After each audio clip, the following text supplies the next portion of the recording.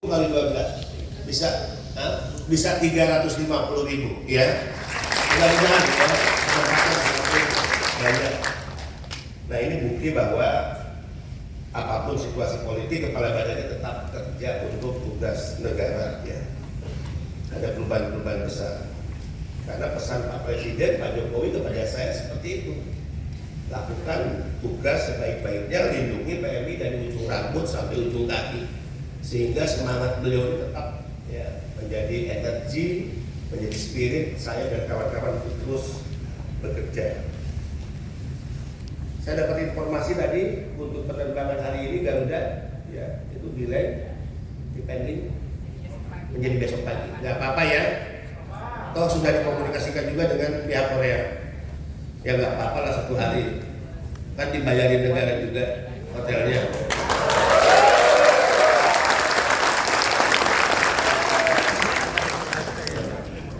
Kecuali kalau batal dibalikin untuk OPP lagi, itu lain. Mau? Oke teman-teman sekalian, ya, Korea adalah negara maju. Kita tidak hanya bekerja di sana, tidak hanya berpikir penghasilan, karena itu sudah otomatis dari kerja kita, tapi bagaimana ya, transfer of knowledge, apa yang baik di Korea kita ambil dan kita bawa ke negara kita.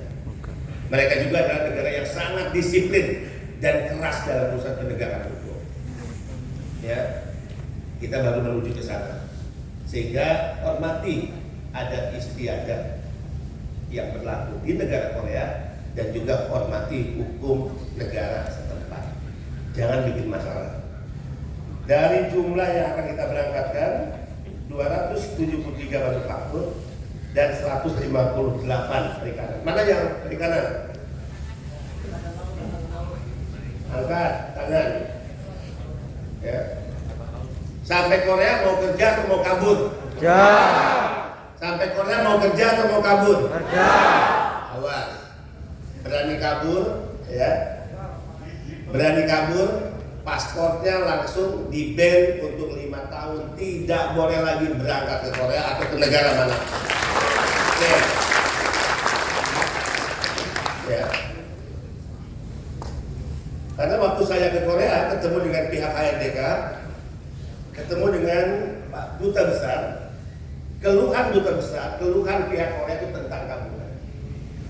Jadi jangan karena ulah 1, 10, 100 orang teman-teman kita, nama dan citra Indonesia rusak. Dan yang kita khawatirkan adalah kalau karena kaburan yang semakin tinggi angkanya, kemudian Korea kesel, akhirnya kerjasama Indonesia diputuskan dan tidak ada penempatan lagi Indonesia ke Korea. Itu yang kita khawatirkan. Jadi kalau itu terjadi, ulah 1, 2, 10, 100 orang ini akhirnya menghancurkan, membunuh mimpi-mimpi teman-teman kita yang lain. Jadi kalau Anda orang baik, ya, kalau Anda orang baik, maka jangan hancurkan mimpi teman-teman kita yang lain untuk punya kesempatan yang sama bekerja ke Korea. Siap? Siap? Siap. Kalau ada yang kabur apa resikonya? Blacklist 5 tahun. Blacklist, ya. Nah kalau ngeluh untuk dipulangin, jangan dipulangin Pak. Ternyata saya kaget, dendanya cukup mahal. Berapa pun dendanya? Hampir 300 juta rupiah.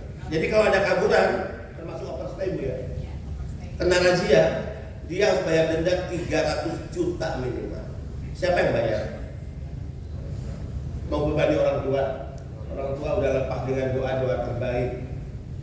Ya.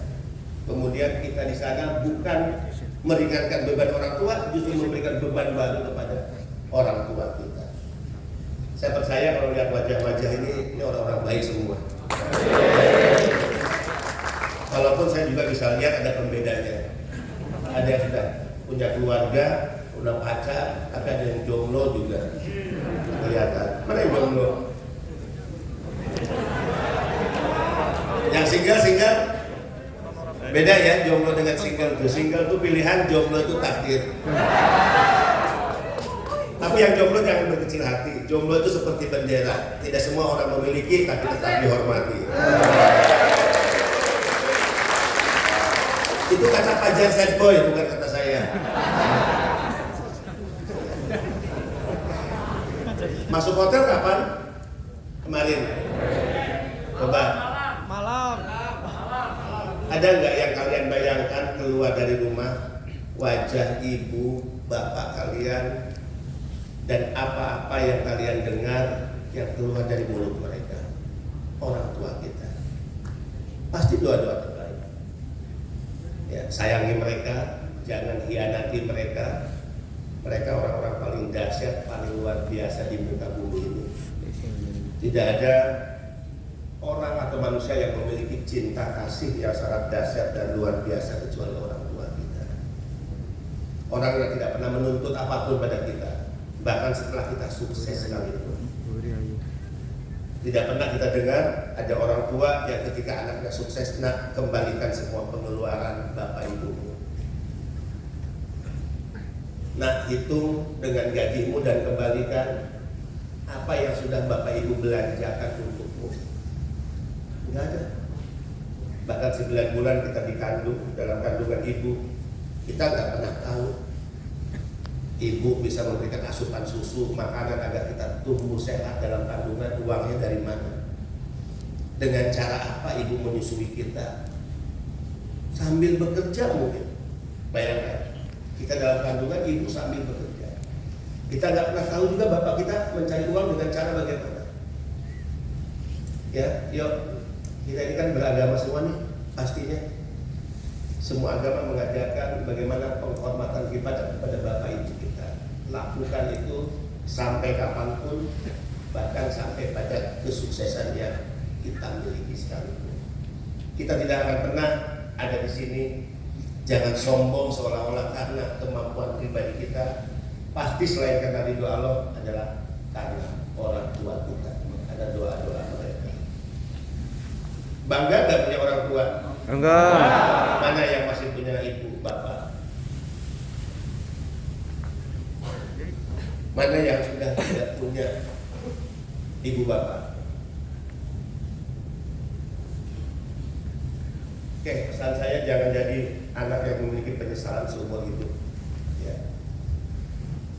Saya menjadi salah satu dari apa yang saya sebutkan tadi.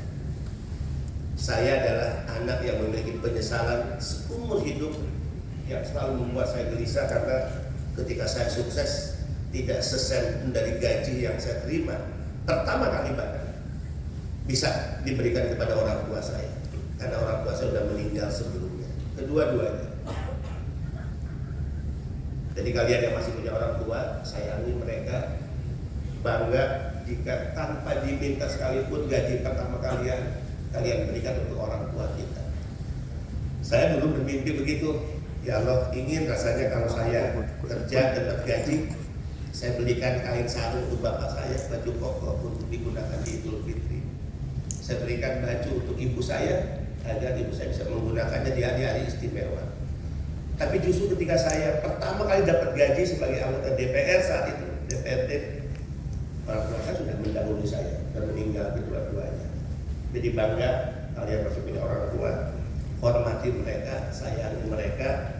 Mereka tidak pernah meminta apapun, tapi satu hal yang luar biasa bagi seorang anak jika dia bisa memberikan sesuatu yang menyenangkan orang tuanya. Apalagi jika mimpinya, ya Allah, jika aku sukses bekerja di Korea, menabung, mengumpulkan uang, insya Allah aku akan umrohkan ibuku, ya Allah. Dahsyat, mengumrohkan bapakku, ya Allah. Atau minimal aku ingin membantu adikku, ya Allah, karena orang tua aku sudah tidak kerja, orang tua aku sudah pensiun, orang tua aku tidak punya harta apapun. Biarkan, ya Allah, tanggung jawab ibu bapakku untuk melanjutkan studi adikku. Aku yang ambil alih, ya Allah.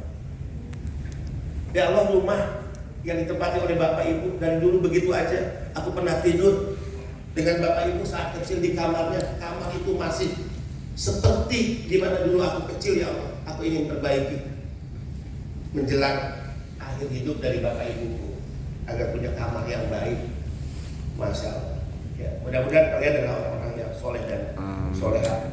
Ya, kita selalu mengingat orang tua, berbakti kepada orang tua, dan insya Allah senantiasa mendapatkan ridho Allah menuju kesuksesan yang menjadi cita-cita kita semua. Amin ya. Saudara-saudara.